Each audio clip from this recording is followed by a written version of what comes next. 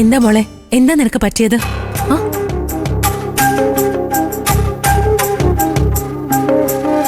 നിനക്ക് സംസാരിക്കാൻ പറ്റില്ലേ പ്രതിഭ?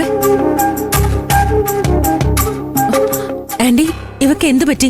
എന്താ സംസാരിക്കാൻ പറ്റാത്തെ? ഇന്നൊരു ദിവസം പ്രതിഭയ്ക്ക് സംസാരിക്കാൻ പാടില്ല, അതുകൊണ്ട്. അല്ലാതെ വേറൊന്നുമല്ല. അല്ല, വ്രതം അനുപമേ? ആ, മൗനവ്രതം.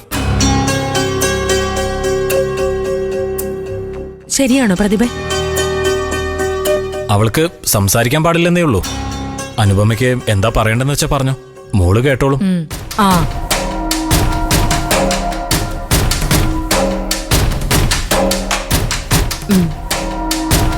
ശരി പ്രതിഭ, നിനക്ക് സംസാരിക്കാറാവുമ്പോ നീ എന്നെ വിളിച്ചാ മതി, ഞാൻ വന്നോളാം. അതാ നല്ലത്. അനുപമ ഇപ്പൊ പോയിട്ട് നാളെ വാ. ആ, ഇന്നൊരു ദിവസം മാത്രമേ ഇവൾക്ക് വ്രതമുള്ളൂ.